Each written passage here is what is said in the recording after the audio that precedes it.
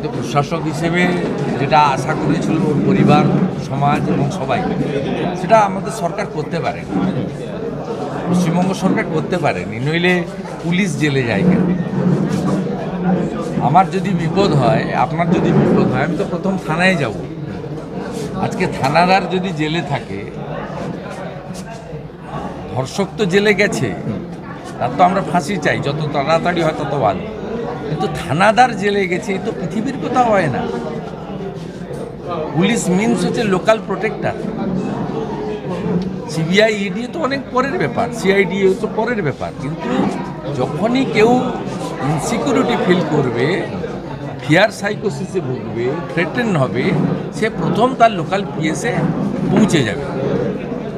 এটা থানার পুলিশ গেছেন, এটা তো রাজধর্ম পালন করা হয়নি। আর আরেকটা বিষয়, বাসরণীতে আজকে দেখলাম যে এক শিশুর মৃত্যু হয়েছে, তারপর এই ঘটনায় কেন্দ্র করে কাউন্সিলরের খুব অন্যায় হয়েছে এবং আমি ধন্যবাদ জানাবো যে কলকাতার উপরেও দাদাগিরির বিরুদ্ধে জনগণ এগিয়ে এসেছে। যেভাবে ওখানকার লোকাল শাসক দলের নেতাকে, যিনি পুলিশকে বাঁচাতে এসেছিলেন, তাকে যেভাবে পাবলিক তাড়া করেছে, it's a very good symptom. পশ্চিমবঙ্গকে একমাত্র বাঁচাতে পারে জনগণ।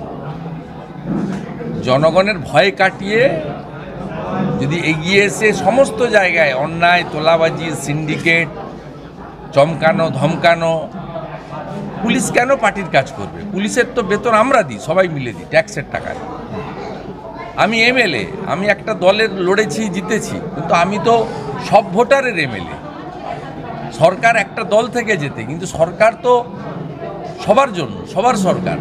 এই যে বোধবুদ্ধি ভাবনাটা বাংলা থেকে উঠে গেছে। কারোর বাড়িতে কোনো অনুষ্ঠান হলে, ভালো অনুষ্ঠান, সুখের হোক দুঃখের হোক, সেখানে কেউ যেতে পারবে না একে অপরকে, রাজনৈতিক বিভাজন। তারপরে সবচেয়ে দুঃখজনক, এখানে হিন্দি স্পিকিং লোকদেরকে বাহারি বলা হয়, বিহারিদেরকে টর্চার করা হচ্ছে। শিলিগুড়িতে বিহারি ছেলেগুলোর সঙ্গে যে আচরণ করা হয়েছে, ইটস নট অ্যাকসেপ্টেবল। আমরা ভারতীয়, আলাদা সীমান্ত নয়। ঝাড়খণ্ডের গাড়িকে বর্ডারে কেন আটকে দিবে? এটা পাকিস্তান বর্ডার নাকি, না বাংলাদেশ বর্ডার? কান ধরে উঠবোস করাবে, বলবে গুটকাখোর তোমরা। তার ফলস ডোমিসাইল সার্টিফিকেট যদি হয়ে থাকে, তার পুলিশের কাছে দিয়ে দিবে, police will take appropriate action legally. দেশে আইন আছে, বিএনএস আছে। কিন্তু তুমি বিহারি লোককে, বাচ্চা, ছোট ছোট বাচ্চা, 18-19 বছরের ছেলে এসএসবির পরীক্ষা দিতে এসছে, তাকে কান ধরে উঠবোস করাবে, বলবে তুমি গুটকাখোর, বিহার ভাগো।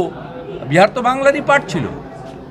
এই যে নফরতের রাজনীতি, এই যে নোংরা রাজনীতি, বাঙালি, অবাঙালি, বিহারি, বিহারি, গুজরাটের লোকদের, বিহারি, এখানে একটা ভবানীপুরি মুখ্যমন্ত্রী, যেখানে আমার কাছে হারার পরে যেখানে আবার লড়লেন, ওখানে তো একটাতে 20,000 গুজরাটি থাকে ভবানীপুর। এই যে দেশের প্রধানমন্ত্রীকে বাইরের লোক, স্বরাষ্ট্রমন্ত্রীকে বাইরের লোক, কথায় কথায় ঝাড়খণ্ড বর্ডারে গাড়ি আটকে দেওয়া, আলু যেতে দেব না উড়িষ্যাতে, আলু যেতে দেব না আসামে। এই যে কাণ্ড কারখানাগুলো বাংলায় চলছে, এইগুলো লাল বাহাদুর শাস্ত্রীজিরা, মহাত্মা গান্ধীজিরা, নেতাজি সুভাষচন্দ্র বসুরা আমাদের শেখায়নি। ভারতবর্ষের যে নানা ভাষা, নানা মত, নানা পরিধান, বিবিধের মাঝে দেখো মিলন মহান। এই যে ইউনিটি, আমাদের ডাইভার্সিটির মধ্যে যে ইউনিটি, এইটা নষ্ট করার চেষ্টা করছে, মানে patronise by the state government, ruling party. It's a very painful. বহুদলীয় গণতন্ত্র, সেখানে সবাই লড়া ভালো। আমি বলেছিলাম মমতা ব্যানার্জিকে নন্দীগ্রামে এলে হারাবো, হারিয়েছি। আর নৌসাদ ভাই বলেছিল আমি ডায়মন্ড হারবারে লড়বো, কোনো এক অজ্ঞাত কারণে উনি লড়েননি। অতএব রাজনৈতিক লোকেরা যা বলবে ভেবে বলবে, আর যেটা বলবে করে দেখাবে। আর শেষ প্রশ্ন, সেটা সবসময় জেতা যায় না, কিন্তু লড়ার মানসিকতাটা ঠিক থাকা দরকার। আমাদের কথাগুলো পাবলিক শোনে। আমরা প্রথম থেকে বলেছি যে আরজিকর ইস্যুতে নন পলিটিক্যাল প্রোগ্রামে সবাই যান, কোনো বাধা নেই। সেই নবান্ন অভিযানে আমরা সিপিএমকে দেখলাম যাবেন না বলে। অতএব ভারতীয় জনতা পার্টির যারা আমরা আছি, আমাদের স্ট্যান্ড একদম ক্লিয়ার, আমাদের মুখ আর মন খুব পরিষ্কার। RG Kar issue not at all a political issue, এটা মানুষ এবং সমাজের ইস্যু। তবে এখানে যে কোনো আন্দোলন উইদাউট দ্য ফ্ল্যাগ হলে সকলেরই অংশগ্রহণ করে প্রোটেস্ট করা উচিত। আর আমরা যে পার্টি করি, আমার পার্টির যা কর্মসূচি হবে আমি ঝান্ডা নিয়ে করি, তো আরও বেশি হয়েছে মিছিলের লোকজন। হওয়া ভালো, হচ্ছে ভালো। কী বিচার চাইছেন, কী ধরনের? শুনুন, দুটো পার্ট আছে। সিবিআই কি করেছে, সিবিআই কি রিপোর্ট সুপ্রিম কোর্টে দিয়েছে, সুপ্রিম কোর্ট কী করবে, ইটস নট মাই সাবজেক্ট। আর আমার অধিকারও নেই সুপ্রিম কোর্ট নিয়ে, সিবিআই নিয়ে বলার। আমি যেহেতু পশ্চিমবাংলার এলওপি এবং পাবলিক রিপ্রেজেন্টেটিভ আমি যুক্ত থাকি, আমার নিজস্ব ফাইন্ডিংস হচ্ছে রেপ এবং মার্ডার এর একটা পার্ট আছে। এতে সঞ্জয় রায় একা করেছে না সঙ্গে কে ছিল, ওটা ইনভেস্টিগেটিং এজেন্সির ব্যাপার, সেটা নিয়ে আমি বলতে পারবো না। কিন্তু আমি যেটা বলবো সেটা হচ্ছে, সরকার তো আছে, সরকারের যে কাজগুলো পোস্টমর্টম, ক্রিমেশন, এফআইআর, এনকোয়েস্ট 5 দিন কলকাতা পুলিশের হাতে ছিল, তদন্ত এবং এভিডেন্সকে আপনার প্রিজার্ভ করা, এই কাজগুলো গভর্নমেন্ট করেনি। আজকে এই ধরনের নারী নির্যাতন, রেপ, মার্ডার বন্ধ হোক সবাই চায়, কিন্তু ঘটনা যে ঘটছে না তা নয়। অন্য স্টেটে ঘটছে না, বিজেপি রুল স্টেটে, নন স্টেটে, এটাও ইস্যু নয়। উত্তরপ্রদেশে ঘটলে যোগী আদিত্যনাথজি তার পুলিশকে কিভাবে ব্যবস্থা নিতে অধিকার, স্বাধীনতা দিচ্ছে আপনি দেখুন। আরজিকরের পরে বদলাপুর ঘটেছে, সেখানে আপনার অ্যাকিউজডকে কিভাবে শিক্ষা দিয়েছে দেখছিল। সেখানে একনাথ শিন্ডে, দেবেন্দ্র ফাডনাবিসরা ইন্টারফেয়ার করে না পুলিশকে।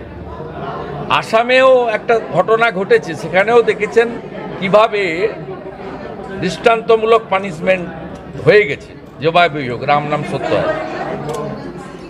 আমাদের দুঃখ যন্ত্রণাটা অন্য জায়গায়।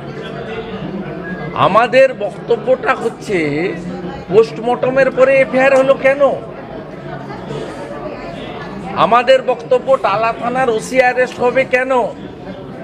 আমাদের বক্তব্য, ডাক্তার সন্দীপ ঘোষ, দিদেন সুপার আরজিকর, তিনি অ্যারেস্ট হলেন কেন? আমাদের বক্তব্য, মুখ্যমন্ত্রী প্রথম থেকে কেন মিথ্যে কথা বলছেন? আমরা তো মেন অপোজিশন, মুখ্যমন্ত্রী মিথ্যাবাদী বলবো, ধরিয়ে দেব। ওর বাড়ির লোকরা, আমাদের ডাক্তার বোনের বাড়ির লোকেরা বলছেন যে পুলিশের আইপিএস অফিসাররা, ইন্দিরা মুখার্জিরা মিথ্যা কথা বলছেন, সুপ্রতিম সরকাররা মিথ্যা কথা বলছেন, মুখ্যমন্ত্রী মিথ্যা কথা বলছেন। ক্রিমেশন কস্ট কেন বাবা দিতে পারবেন না? তার আদরের মেয়ে, যাকে তিনি মানুষ করেছেন, যাকে ঘিরে তার স্বপ্ন, তিনি কি তার ক্রিমেশন কস্টটা দেওয়ার অধিকার রাখেন না? এটা কি বিরাট বড় অ্যামাউন্ট, কয়েক কোটি টাকা, সেটা কেন রুলিং পার্টির নেতারা দেবেন?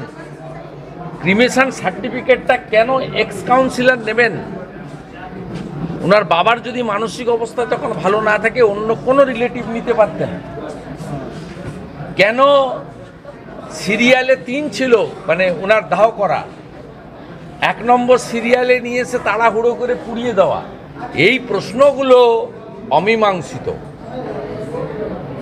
এই জন্যই রাজ্য সরকারের উপরে মানুষের ব্যাপক ক্ষোভ, এই জন্যই মুখ্যমন্ত্রীর উপরে ক্ষোভ, কারণ তিনি একাধারে স্বাস্থ্যমন্ত্রী, একাধারে পুলিশ মন্ত্রী। এই জন্য মুখ্যমন্ত্রীকে আমরা বারে বারে বলছি, উনি কখনো বলছেন উৎসবে ফিরুন, অনেক হয়েছে। উনি কখনো কখনো বলছেন 50 লক্ষ লোক জলে ভেসে যাচ্ছে, আন্দোলন বন্ধ করুন।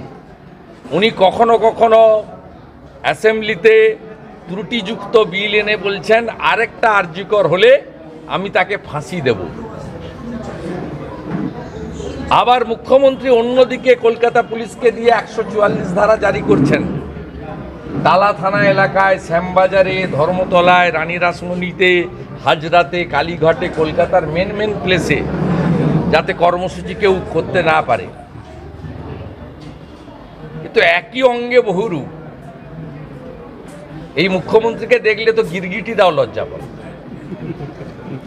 যে এটা করা যাবে না, দায়িত্বশীল মানুষ যারা তারা এটা করতে পারেন না, কি বলবেন এটা নিয়ে? আমি যার নাম বললেন তার কথা তো উত্তর দিই না, উনি অনেক বড় মাপের নেতা। সিনিয়র ডাক্তাররা যে উদ্যোগ নিয়েছেন সেইটা তাদের নিজস্ব সিদ্ধান্ত। স্থাপন তো করা যাবে না। সুপ্রিম কোর্টের যা গাইডলাইন আছে হয়তো একটা স্মারক করতে পারে তার স্মৃতিতে, সেটা খারাপ কিছু নয়।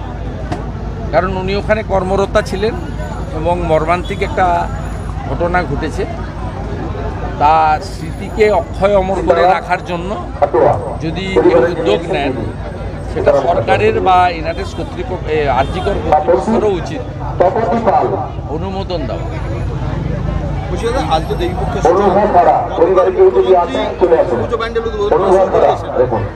এর আগে করতো পিতৃপক্ষে প্রচুর।